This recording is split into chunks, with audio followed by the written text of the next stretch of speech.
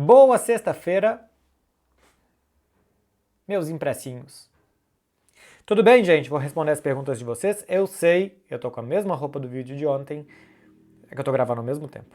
O vídeo que eu gravei da Euro e o vídeo respondendo as perguntas é um atrás do outro. Ah, mas não é cansativo? É, vai fazer o quê? Cá estamos, tô até um pouco mais relaxado nesse daqui. Lembrando, quem faz barulho é a cadeira, não sou eu.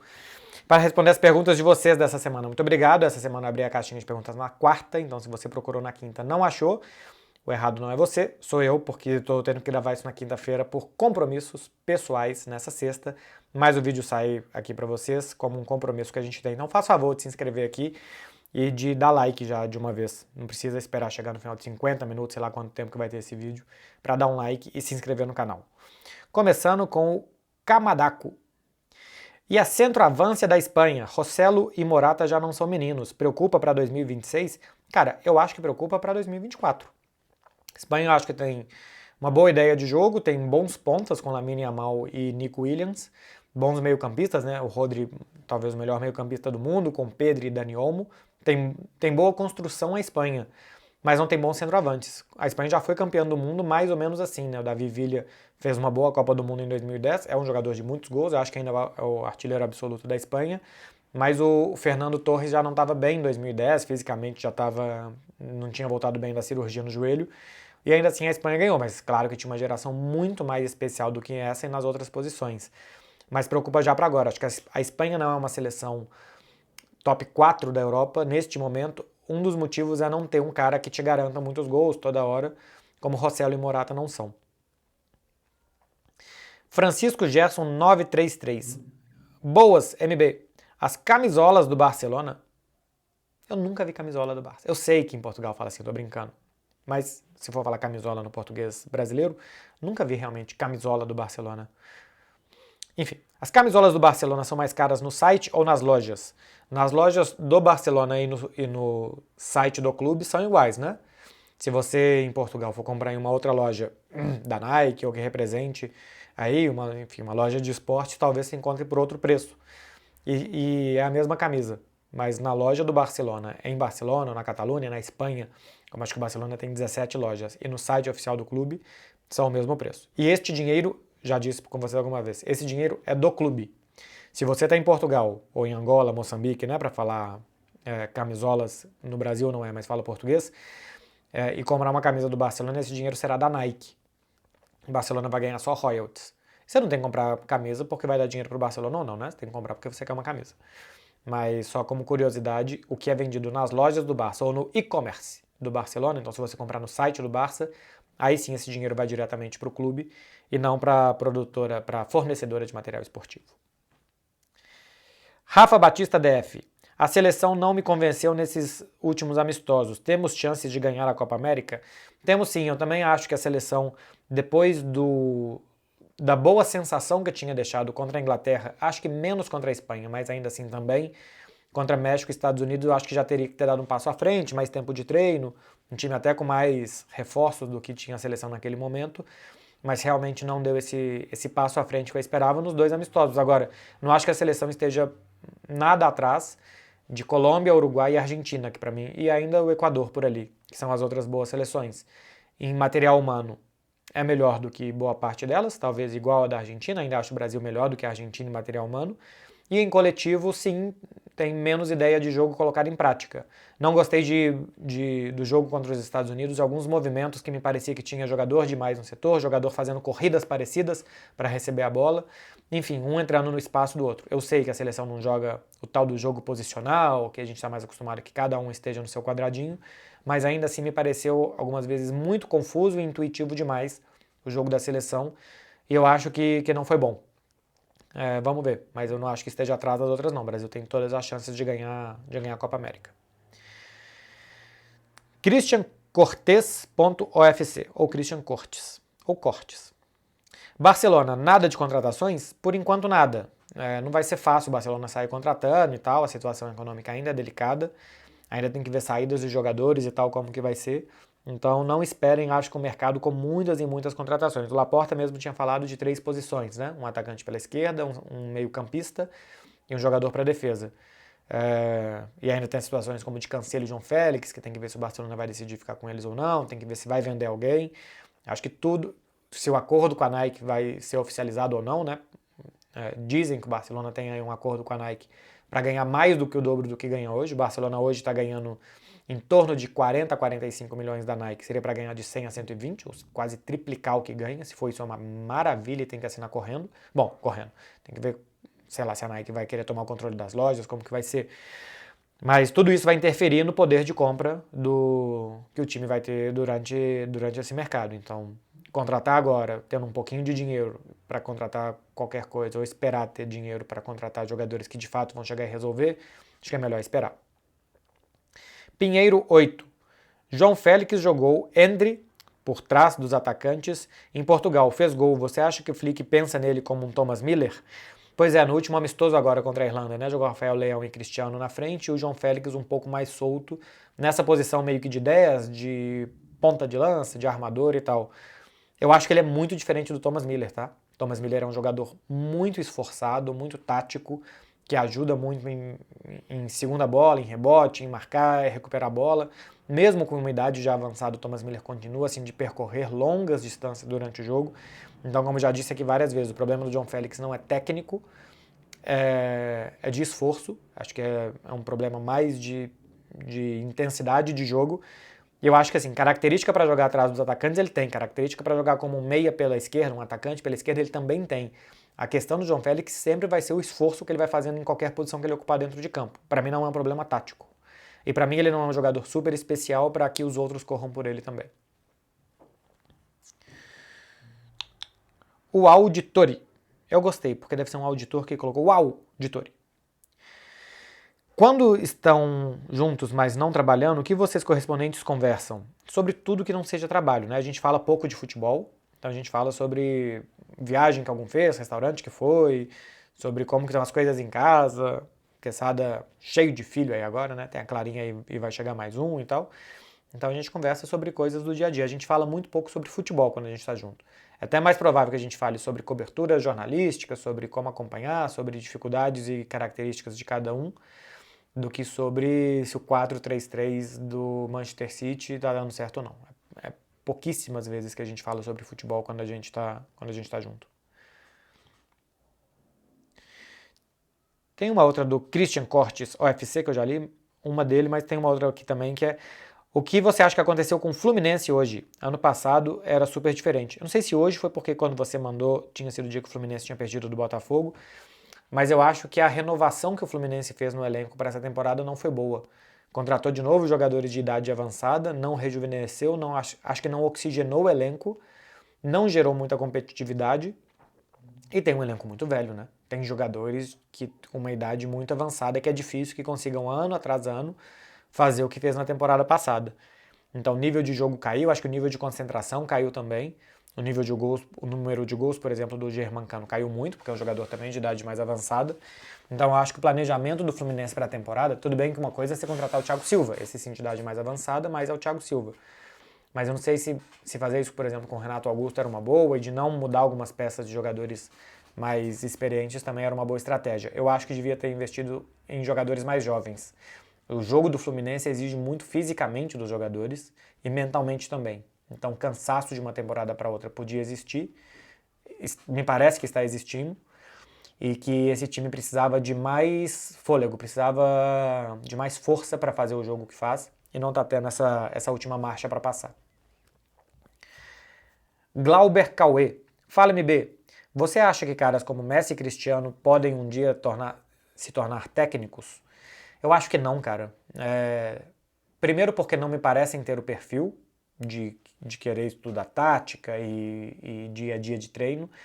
E também porque acho que durante toda a carreira deles como jogador, eles abriram mão de tantas coisas, convívio com a família, tempo de lazer, tempo de descanso, tempo em casa, que eu acho pouco provável que depois eles ainda queiram uma rotina que é igual a de jogador como técnico, né? Porque tem os treinos, as viagens e muitas entrevistas, por exemplo, eles não são de entrevistas, então acho pouco provável que eles se aventurem por aí. Não sei se eles vão rapidamente, assim que encerrar a carreira, continuar trabalhando com futebol ou não, acho que por um período não, mas duvido muito que virem treinadores no curto prazo, assim, sabe? Encerrar a carreira e virar técnico. Acho que não. Pelos sacrifícios pessoais que um técnico precisa fazer, que esses caras já fizeram por 20 anos aí. VZPDLK. O time de 2015 do Barça não é conhecido por ser do tic-tac. Por quê? Não assisti nessa época. Cara, você não sabe o que você perdeu. Devia ter assistido. Assim, o tal do tic-tac foi um termo utilizado muito para o time do Guardiola, que tocava muito a bola no meio campo e a bola era meio que uma miragem, assim, né? A bola servia para atrair os rivais, para tentar roubar, então se os rivais vinham no meio campo, sobrava espaço em outra parte do campo. E aí era esses toques rapidinhos e tal, tic-tac, tic-tac, tic-tac, que ia fazendo isso. Mas o time de 2015 já era um time mais voltado para os atacantes que para os meio-campistas. Ainda tinha Busquets, Iniesta, o Xavi já não era mais tão importante em 2015, jogava o Rakitic, mas o mais importante quando você tem Messi, Suárez e Neymar na frente é fazer com que a bola chegue o quanto antes e o melhor possível em Messi, Suárez e Neymar. Quando o Barcelona tinha Pedro, Davi Villa, que jogavam com Messi, e enfim, chegou a ter Henry e Eto'o também, que eram muito bons, mas que não tinham essa explosão de Neymar e Suárez. Os caras faziam mais de 100 gols o trio toda a temporada que eles jogaram juntos. Então era mais normal que você quisesse controlar no meio campo e que você quisesse correr e entregar melhor a bola para os atacantes em 2015. Por isso que não tem... É a mesma filosofia, você quer fazer as mesmas coisas, né? Você quer ganhar, você quer atacar, você quer controlar o jogo com a bola, mas de formas diferentes. Luiz Henrique e Guardiola são da mesma linhagem, são frutos diferentes da mesma árvore, por assim dizer, né? De formas de atacar, de defender, de controlar, de acelerar o jogo, de quando acelerar, até porque tiveram jogadores diferentes também no Barcelona. Então, claro que cada um pega o que tem e vê qual é a melhor forma de explorar aquilo. Dante Daham. A seleção precisa de um centroavante mais pivô do que um móvel? Eu não acho. A forma do time jogar, com Vinícius, com Rodrigo e com um meio-campista como Lucas Paquetá, faz com que esses jogadores intuitivamente consigam procurar espaços e se movimentar e não ser referência para o rival, que acho que um centroavante poderia limitar porque ele ocuparia um espaço, um centroavante tão fixo, né, sei lá, um Richarlison, por exemplo, por mais que o Richarlison também possa jogar até de lado de campo, mas um centroavantão assim poderia limitar o movimento dos outros. E eu acho que esses movimentos, que ainda não me parecem muito bem coordenados, mas no momento que forem, vão fazer com que a seleção seja muito perigosa, porque os jogadores vão ocupar um espaço do outro. Quando o jogador sair para receber a bola, pode puxar o marcador com ele e outro ocupar aquele espaço deixado ali. Enfim, coisa que se você tivesse jogadores mais posicionais, né, jogadores mais fixos em suas posições, especialmente na de 9, porque interfere no meio-campista e nos dois jogadores de lado de campo, acho que mais atrapalharia. O Endrick, por exemplo, que é um jogador, um atacante, mas que sai muito da área, que gera jogo pelos lados, o Endrick faz muitas diagonais, me parece mais interessante para completar esses jogadores, Rodrigo ou Rafinha, ou até Savinho pela direita, o Vini pela esquerda, e com o Lucas Paquetá e acho que até o Andreas Pereira por trás deles. Então, lá ele. Mas eu acho um atacante mais móvel, mais interessante para isso que a seleção está tentando jogar. Daniel Passos 777. Envelheceu mal esse 777, nem sei se é o seu caso, Daniel Passos. O Rafa como S do Flick. Que isso, cara? Como você está falando que o Rafa vai ser o S do Flick? Vamos imaginar que você quer dizer assistente. Como o Zidane foi do Ancelotti, boa ideia? Eu acho que é uma boa ideia, sim. Não sei se o Rafa Marques quer, né? Ser o S do Flick. Mas eu acho que poderia ser uma boa para dar um passo à frente, né? Sair do Barça B e já tá ali com o time principal.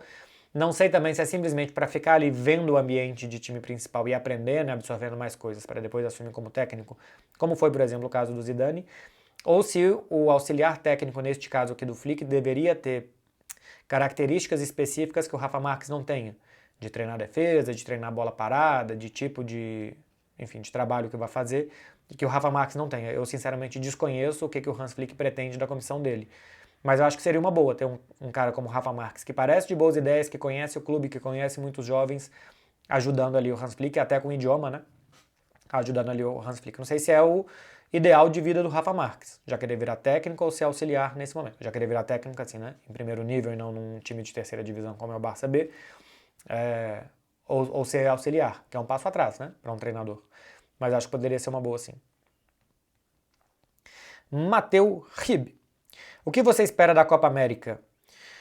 Acho que vai ser bastante disputada, não tem um favorito claro. Talvez possa ter alguma surpresa, mas eu acho que Argentina, Brasil, Uruguai, Colômbia e Equador, esses 5, e talvez nessa ordem, sejam times do favorito ao quinto colocado como favoritismo, mas com boas chances.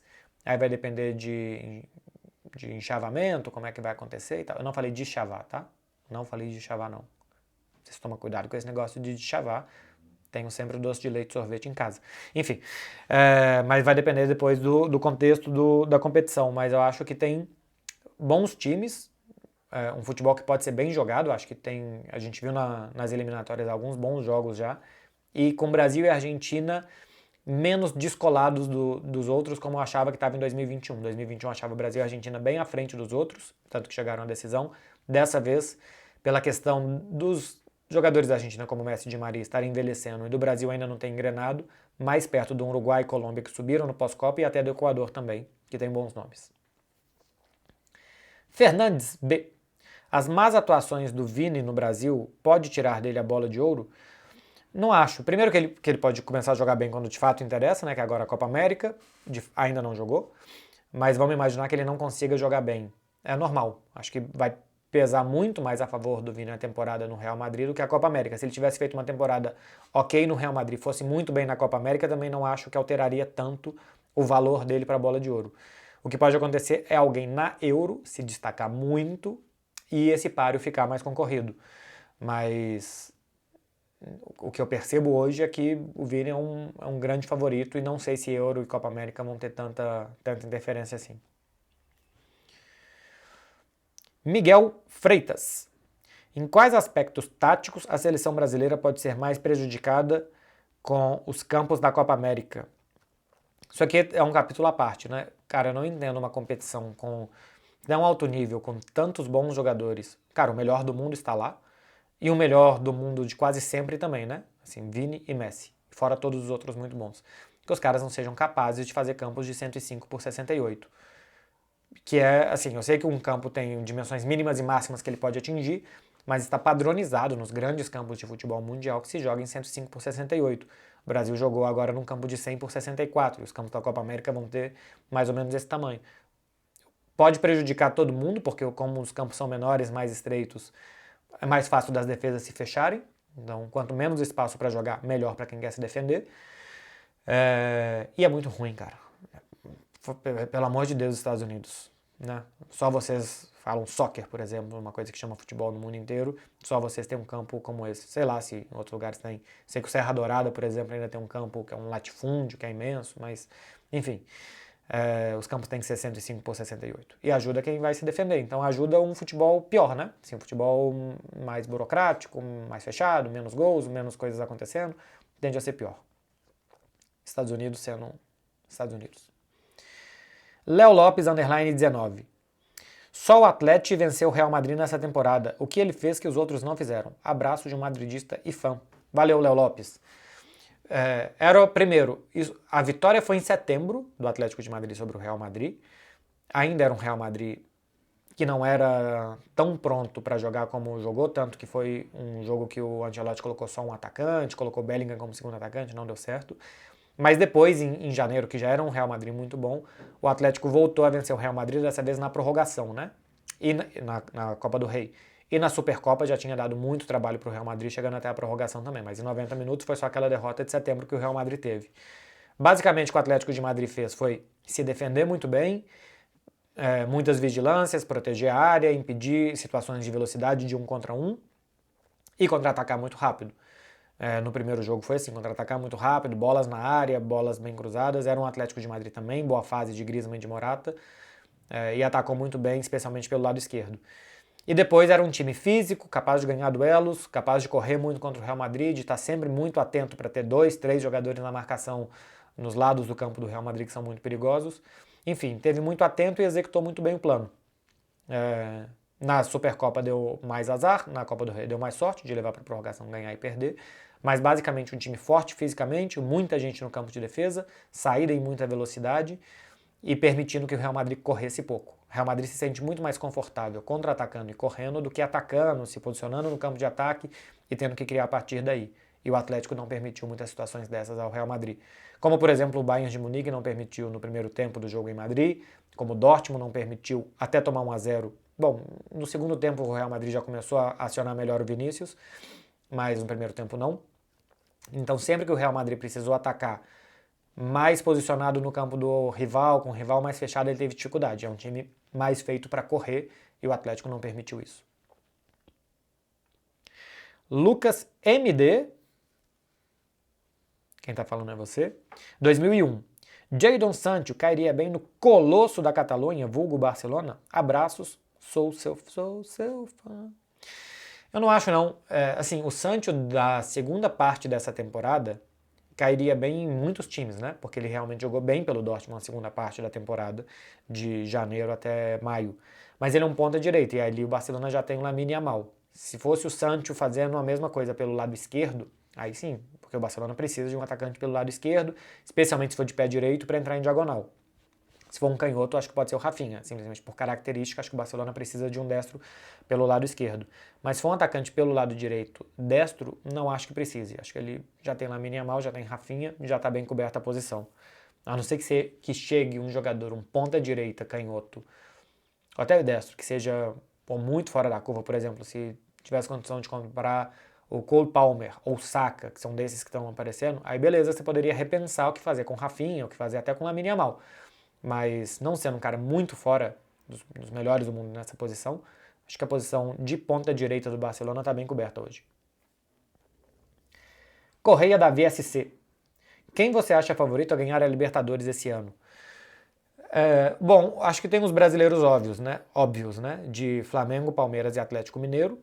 E a partir daí depende do enquadramento, do que cair e tal, do que aparecer. Mas acho que esses três, pelo que já fizeram nos últimos anos, pelo que continuam fazendo, pelo elenco que tem, e até podem se reforçar ainda no meio do ano, acho que tendem a ser os favoritos. Vamos ver o Palmeiras perdendo o Estevão, mas principalmente o Endrick, quem é que ele vai trazer para o ataque, se é que vai trazer alguém, né? Porque o Palmeiras é um time que para se reforçar normalmente é mais, não sei se seletivo, mais cuidadoso, mais mão de vaca, mas é um time que se segura um pouco mais para se reforçar do que Flamengo e Atlético, por exemplo. Mas acho que precisa de alguém para o lugar do Endrick. Os favoritos são esses três. A partir daí, se o Fluminense faz uma segunda parte boa, o São Paulo, enfim, algum outro brasileiro, não sei. Mas esses três eu acho que estão à frente. Renato Muniz. Acha que o Rafinha é subvalorizado na seleção por não ter vindo de um dos 12 grandes? Eu acho que isso também pode contribuir, mas não por uma má vontade específica com o Rafinha por não ter jogado em um dos 12 grandes, mas até por menos conhecimento sobre ele, não só por não ter jogado nos 12 grandes, mas depois também porque ele jogou em Portugal, foi jogar no Rennes da França, foi jogar no Leeds, assim, passou por clubes mais periféricos até chegar no Barcelona, mas um pouco de falta de conhecimento do jogo do Rafinha e tal. Por exemplo, de achar que o Rafinha é um jogador de muito 1 contra 1, que ele vai pra ponta, que ele vai encarar, ele vai pra cima, ele não é esse cara. Então, se espera algumas vezes alguma coisa do Rafinha que ele não vai fazer. O Rafinha deu uma entrevista pra gente, né, esse ano, falando: eu não sou um atacante de bom drible. Se esperam que eu seja um Neymar, um Lamine Yamal, um Messi, eu não vou fazer isso. Vou ajudar de outras formas.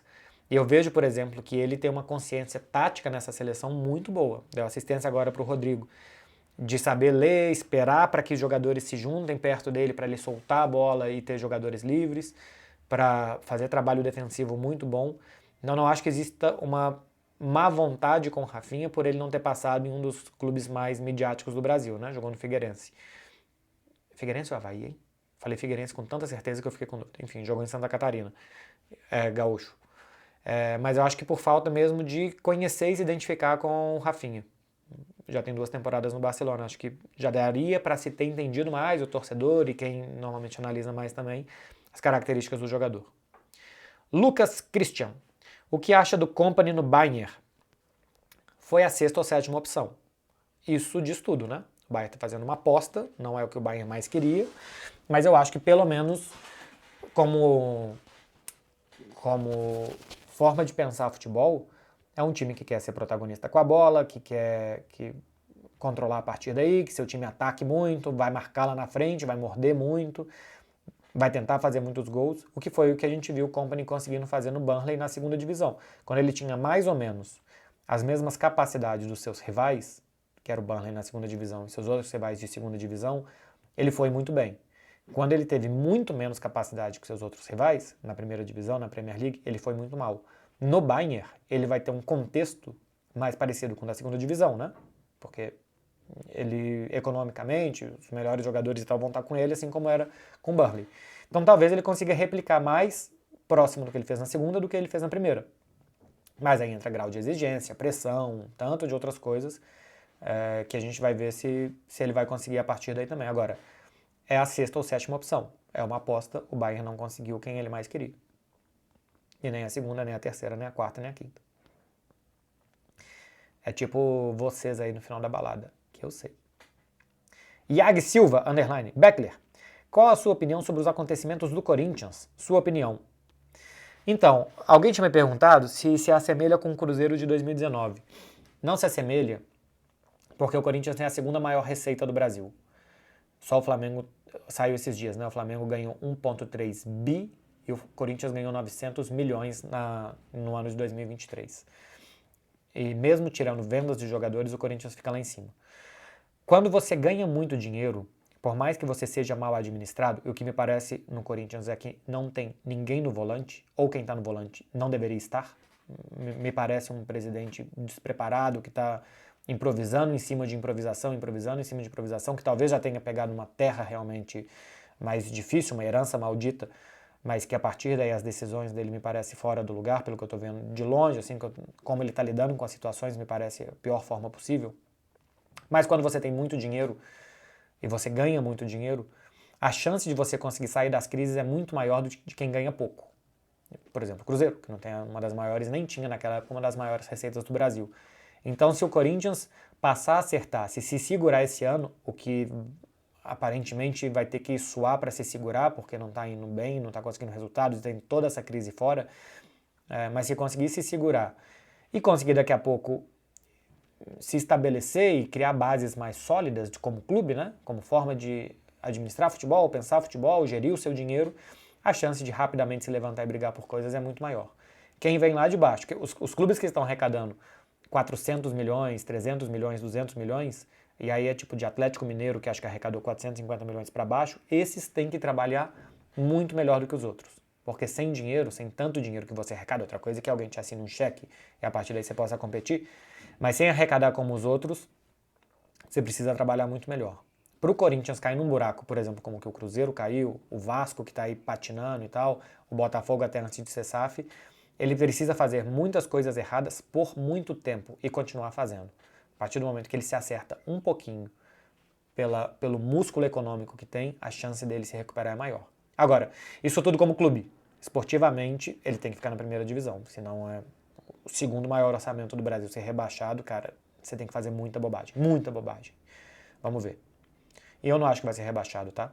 Acho que vai conseguir os seus pontinhos aqui e ali, ainda tem bons jogadores, e acho que tem uma luta mais feroz, mais complicada pelo rebaixamento abaixo do Corinthians. Underlines, acho que são dois, ponto, Giovanni, com dois S. Fala do Thiago Motta. Gostei do imperativo, não tem ponto de interrogação, não tem nem letra maiúscula. Fala do Thiago Motta. Foi muito bem no Bolonha, uma temporada e meia mais ou menos, fez um time ser muito reconhecível, jogar de forma muito atacante e atacando com explosão, com velocidade, enfim, de uma forma de fato atrativa. E eu acho que vai fazer muito bem a Juventus. A Juventus é um time e um clube meio cinza, meio preto e branco, é um time de cabeça olhando para baixo assim há algum tempo já. Teve muitos problemas institucionais, de má administração também. Joga um futebol que, apesar de ter resultados relativos nos últimos anos, né, não foi para competições europeias pela punição, mas esse ano terminou, acho que em terceiro lugar, no final das contas, do campeonato italiano. Enfim, terminou até junto do Bolonha ali. Apesar de conseguir relativos resultados dentro de campo, mas a imagem que a Juventus deixa é muito ruim, de futebol mal jogado, de futebol feio, de futebol burocrático, duro, enfim, preto e branco. E ganhou a Copa Itália também em cima da Atalanta. Ou seja, competir, consegue. Chegando o Thiago Motta, a chance dele dar cor para esse time, que apesar de jogar de uma forma tão dura, conseguir competir. E se você ainda dá cor, dá diversão para esse time, eu acho que tende ainda melhor. A Juventus é um clube rico, que normalmente consegue contratar bem, se conseguir dar peças para ele, e já tá chegando aí o Douglas Luiz, né? Acho que vai acertar muito. Então ele foi bem no Bolonha, é uma boa novidade como técnico, tem ideias de um futebol divertido e um clube que tem capacidade, potencial e que não diverte. Então acho que ele pode fazer muito bem a Juventus, e claro que a Juventus ser um excelente lugar para ele trabalhar, por ter todo esse poder e essa hierarquia que a Juve tem. Elias Lima Prodi. O que achou de Caio Jorge no Cabuloso? É uma boa aposta, né? Assim, é um jogador que no Santos já tinha mostrado capacidade, que na Juventus se machucou com seriedade, que depois não conseguiu voltar, e no Frosinone jogou muito pouco, mas tem 22 anos e que já mostrou que sabe jogar. Acho que é melhor do que os que o Cruzeiro tem, os atacantes que o Cruzeiro tem. Tem boa capacidade de combinar jogo também, então assim, além de empurrar a bola para dentro, que falta ao Cruzeiro desde o ano passado, também acho que vai gerar jogo, espaço para outros jogadores. Eu acho uma boa aposta. É o que o clube tem condições de fazer, né? Apesar do Pedrinho estar chegando com muito mais fome financeira do que o Ronaldo, que era mais pés no chão nesse sentido. Apesar disso, o Cruzeiro não tem dinheiro para sair contratando jogador de 15, 20 milhões. Como, por exemplo, o Botafogo contratou com o Luiz Henrique, que também não havia dinheiro que o Botafogo gera, né? Havia também o seu dono. Mas enfim, acho que é uma contratação interessante. Desde que recupera o jogador. Primeiro fisicamente, depois mentalmente, para ele voltar a se sentir bom jogador. E a partir daí, tecnicamente, ele vai se recuperar. Vai se sentir bem, vai fazer gol. Bom jogador parece que ele é. Underline Dani CS. Morando em Barcelona, que você sente falta de BH? Ou não sente falta de nada? Saudações cruzeirenses. Saudações, Dani. Cara, eu sinto falta do básico, assim, de família e amigos. Agora, tem bares legais aqui em Belo Horizonte que eu fui. Barcelona também tem. Que mais? Restaurante. Nem fui em restaurante dessa vez. Mas eu acho que tudo que tem aqui tem lá. O que tudo tem lá, tem aqui também. As pessoas é que fazem a diferença, né? Então, as pessoas, e assim, lá eu tenho mais segurança de sair na rua a pé, com celular, essas coisas e tal, que aqui é mais difícil. Lá eu posso fazer mais coisas a pé. Aqui meus pais moram no Buritis, é muito morro para tudo quanto é lado, então é carro e transporte para tudo quanto é lado. Mas o que eu sinto falta mesmo aqui é convivência pessoal, assim, amigos, família, esse tipo de coisa. Ian Santana, você faria um galo visto de fora? Faria sim, se for convidado, analisaria os jogos do Atlético sem nenhum problema. Esse vídeo está saindo na sexta, na quinta, quando eu estou gravando, eu vou ao Mineirão assistir o Cruzeiro e Cuiabá, e vou na segunda também assistir o Atlético e Palmeiras. Faria sem nenhum problema, gostei de fazer o Cruzeiro visto de fora, acho que foi interessante até para o público ver como uma pessoa de Belo Horizonte identificada com o Cruzeiro podia assistir os jogos e dar uma visão talvez menos imediatista e detalhada como as pessoas daqui que cobrem o dia do clube muito bem fazem, e poderia fazer do Atlético também sem nenhum problema. Se você está perguntando, talvez por uma coisa de ser torcedor, de identificação, isso não muda em nada meu trabalho nem para um lado nem para o outro. Assim como trabalhei com muita seriedade para o Cruzeiro, trabalharia com muita seriedade para o Atlético, e principalmente não só para a instituição, mas para os torcedores que querem acompanhar. Então, não é um trabalho de torcedor, é um trabalho de jornalista. Podia ter pegado uma aguinha, hein? Meu pai tem aqui, até tem. Não sei se isso aqui tá bom ou não. Vamos ver. Pra quem não gosta de eu engolindo, dá um mute aí.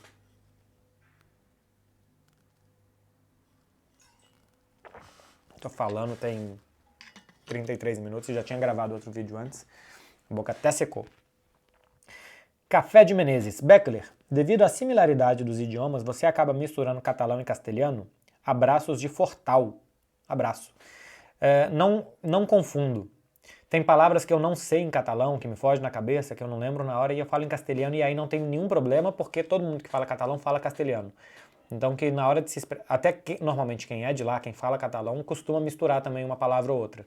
Então não tem nenhum problema de eu misturar, porque é aceito. Outra coisa que eu esteja falando em inglês, eu não acho uma palavra que eu fale ela em português, ou que eu fale em castelhano ou em catalão. Aí é claro que seria muito estranho se eu fizesse isso. Mas tem coisas que eu não lembro em catalão e tal, eu falo em castelhano e tá tudo certo. Agora, eu acho que eu cometo menos erros em catalão do que em castelhano. Porque como o castelhano é parecido com o português, é mais parecido com o português que o catalão, é mais normal que eu não troque o chip totalmente e que eu acabe fazendo intuitivamente alguma associação que não existe. Em catalão eu mudo completamente o chip e aí é mais normal que eu fale mais certinho as coisas. Eu prefiro, inclusive. Acho que eu falo melhor catalão que castelhano. Mas em conversa, tipo, eu falo melhor se eu tiver que comentar um jogo, fazer um programa de televisão, assim. Mas em conversa, eu sou mais rápido no castelhano. Né? Porque uma entrevista, um programa de televisão, você tem mais tempo para pensar o seu raciocínio. Uma conversa que você é interrompido, que você interrompe e tal, que é muito mais rápido, aí eu vou melhor no castelhano que em catalão.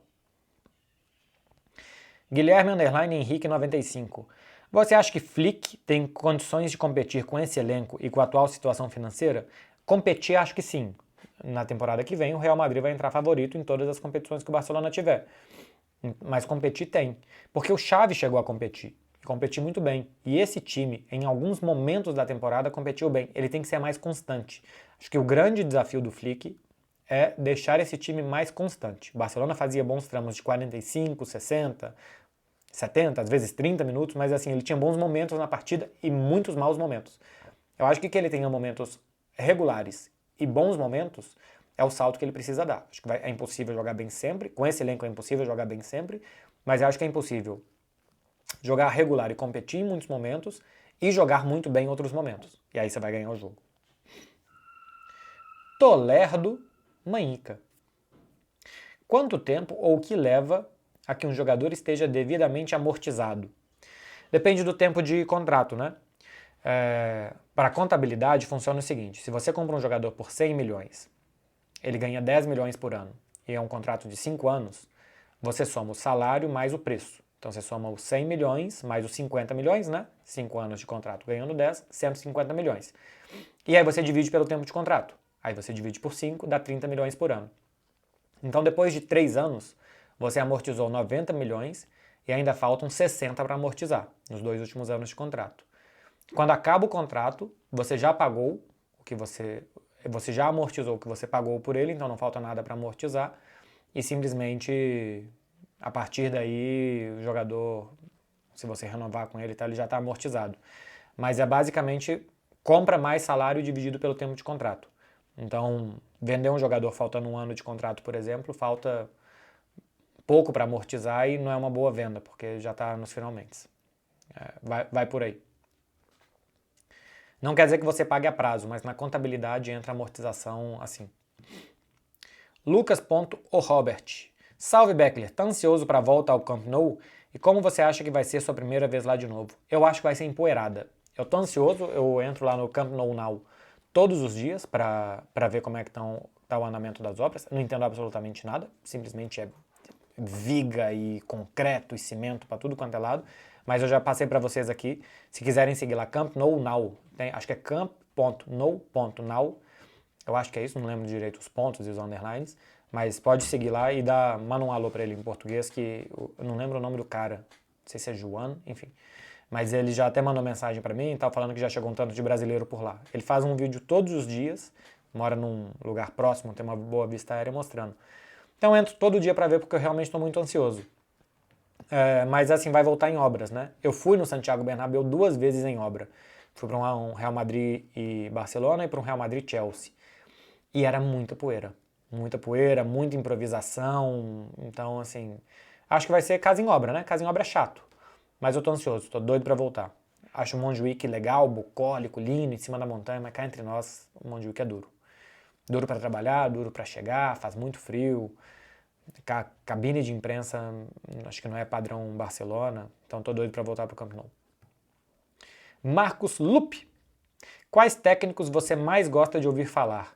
Eu não tenho um específico, assim, eu gosto do Guardiola, esse sim. O Guardiola fala, eu paro para ouvir. Mas eu gosto muito de quando qualquer técnico dá uma declaração interessante. Então pode ser do Mourinho, do Nagelsmann, do Klopp, do De Zerbi, qualquer um. Falou alguma coisa interessante sobre como montar um time, o funcionamento de um jogador, sobre a função de uma posição, né? O que um camisa 10 tem que fazer e tal. Então, quando um técnico fala alguma coisa assim que fuja só do que é o adversário, do dia a dia, mas quando ele explica um pouco mais de futebol, qualquer um não tem nenhuma preferência e nenhuma resistência também. Né? Esse técnico faz um futebol que eu não aprecio muito, então o que ele fala é bobagem. Lógico que eu não vou achar isso. Não tenho assim uma preferência ou um técnico que eu pegue uma entrevista e vá buscar, não. Todos acrescentam bastante. O Guardiola eu me identifico muito, muito. Então esse sim. Mas os outros, o que aparecer de bom, eu tô querendo aprender. Eric MDC. Boa tarde, Marcelo Baseado. Hoje vocês estão que estão, hein? Já tinha um MD, agora baseado. Enfim. Acha que o amor do Pep Guardiola com o Barcelona esfriou? Não. Eu vi que saiu uma declaração do Guardiola essa semana falando que não voltará a treinar o Barcelona. Ele disse isso desde quando ele saiu do Barcelona. Ele falou isso em 2012. A única coisa que ele fez foi repetir desde sempre. E ele continua falando em toda entrevista que ele dá na Inglaterra que o clube dele é o Barcelona, que ele torce pro Barcelona, que ele quer que o Barcelona vença. Então não esfriou, ele simplesmente não quer trabalhar no Barcelona. Coisa que ele não queria desde o momento que ele saiu. Porque o Barcelona é um clube difícil, porque pode ter uma outra imagem do que ele deixou lá, porque, enfim, todo técnico que sai do Barcelona sai com essa sensação de que ainda bem que eu tô saindo daqui, porque isso aqui é difícil demais. Então não acho que esfriou, não. O amor, me parece que se mantém intacto, absolutamente intacto. Outra coisa é, profissionalmente, o que você quer pra sua vida. Gu.Rodrigues. Vai fazer vídeos da Eurocopa América? Essa é a última, hein, gente? Vou. Não sei exatamente como, quando e o que, mas vou analisar os jogos. Não sei se vai ter edições especiais de Café com Beckler analisando jogos aqui e ali, ou como que vai ser, mas vou fazer vídeos de Euro e de Copa América, dos principais jogos, o que eu achar alguma coisa interessante, talvez no mata-mata aí fique um pouco mais constante. Então se inscreve aqui no canal, não perca para vocês verem o que terá de conteúdo de Copa América e de Euro, e também de mercado, né? Algumas coisas vão acontecer junho e julho, então vou continuar alimentando vocês por aqui. Por falar em alimentar, meu povo, vai se alimentar de alguma coisa, ou aí de uma boa proteína, ou de uma boa cervejinha, ou de um bom Jägermaster, se você já quiser ficar doidão. Aproveite o final de semana de vocês. O primeiro final de semana de junho é esse? Ou já é o primeiro? Já está quase no final do mês. Enfim, aproveita uma festa junina que você tiver por aí, toma um quentão, come uma boa espiga de milho e depois veja os resultados. Um beijo pra vocês, gente. Bom final de semana pra todo mundo. Até o próximo vídeo, que eu imagino que vai ser segunda-feira, Café com Beckler. Acho que vai ser isso, Café com Beckler com jogos de final de semana e tal. Enfim, bora. Bom final de semana, gente. Valeu!